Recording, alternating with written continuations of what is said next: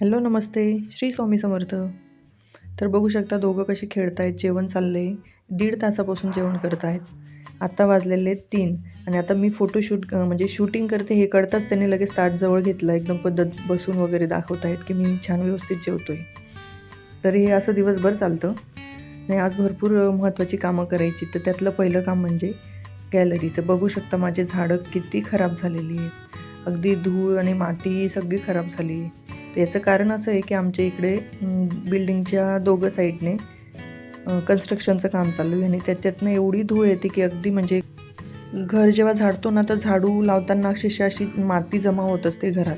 तर एवढी धूळ ही रेग्युलर येते आणि हे जवळजवळ 2-3 महिन्यापासून कंटिन्यू चालू आहे. तर झाडांची जी माती ना ती अगदी अशी प्रदूषणामुळे खूप खराब झालेली आहे आणि म्हणून झाडंही खूप झाली, पिवळी पडली, खराब झाली, कोमेजली. तर आज मी जरा त्यांचं केअर केली. माती जरा कोरून वगैरे छान उलटपालट केली. त्याच्यानंतर ते झाडांचे जे खराब झालेले पत्ते वगैरे ते कट केले. तर बघू शकता पाणी घालायला किती लोक मदत करत आहेत. त्याच्यानंतर मी खतही घातलं त्यांना, कारण बऱ्याच दिवसापासून हे काम माझं बाकी होतं. तर खत वगैरे ते मी सेंद्रिय खत घेतलेलं होतं आणि खूप झाडं मी कमी करून टाकले, कारण खूप खराब होत होती. सारखी केअर करून देखील ते ग्रो होत नव्हती. मला देखील झाडांची काय काळजी घ्यावी असं खूप काही माहीत नाही आहे. पण मी जे थोडंफार ऐकते किंवा सर्च करते त्यातनं मी थोडं करते. काही लोकं जे आपले डेली यूजचे काही भाज्यांचे कट केलेले जे उरलेलं असतं ना ते पण टाकतात. परत जे भाताचं पाणी, आपलं तांदळाचं पाणी, डाळी भिजवल्याचं पाणी तेही टाकतात. पण मी एकदा करून बघितलं ना तर माझी वरची जी माती ना तिला पूर्ण बुरशी आलेली होती. म्हणून मी ते सगळे प्रयोग बंदच केले. जे जसं आहे तसंच मी नॉर्मली करत असते. तर बघा गॅलरी वगैरे खूप खराब होत होती आणि रेग्युलरी झाडलं पुसलं ना तरी संध्याकाळपर्यंत तसं होत होतं.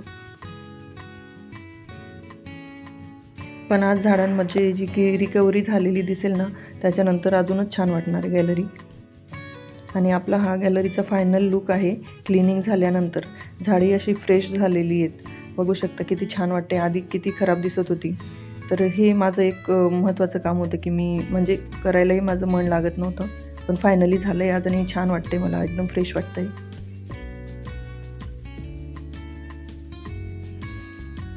त्यानंतर इकडे संध्याकाळी आम्हाला जरा बाहेर जायचं होतं. तर आज करायचं होतं किराणा. तर खूप वेळ लागतो म्हणून केव्हाची प्लॅनिंग चालू होती, पण विचार केला की चला आज वेळ जरी झाला तरी आज आपण हे काम करूनच टाकूया.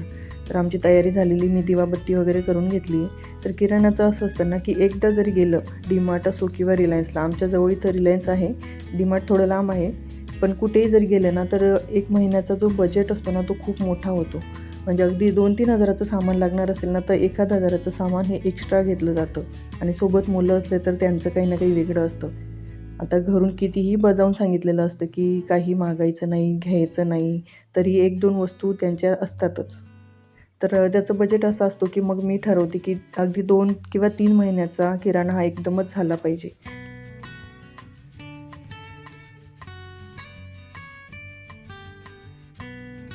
तर आम्ही आता इकडे निघालो आहे आणि आम्हाला निघायलाच खूप संध्याकाळ झालेली, अंधारही झालेला आहे.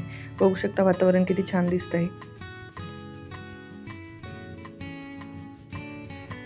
तर इथं सगळ्यात आधी स्नॅक्सचं येतं, तिथे मुलांची खूप डिमांड असते. मी खूप कमी करत मग आमचे स्नॅक्स वगैरे सगळं अरेंज करते. पण किराणाचं एक असतं की फक्त एकट्यावर डिपेंड नसतं. जेवढे सगळे आलेले आहेत ना त्याचं सगळ्यांची चॉईसेस असते. म्हणून जर शक्य असेल ना तुम्हाला बजेटमध्ये किराणा करायचा तर एकटं जाऊन सामान घ्या. जेणेकरून नियमानुसार बजेटमध्ये तुमचा सगळा किराणा होणार आहे. पण आपण एकटे असल्यामुळे मुलांना कुठे टाकणार आहे, शेवटी त्यांना सोबत घ्यावंच लागतं आणि त्यांच्या थोड्याफार डिमांडही पूर्ण करावे लागते. हे माझं आवडतं सेक्शन आहे आणि ते काय आहे त्याचं कारण मी नक्कीच एक व्हिडिओ बनवून सांगणार आहे.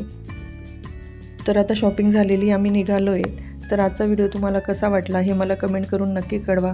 लाईक करा, शेअर करा आणि सबस्क्राईब नक्की करा. श्री स्वामी समर्थ.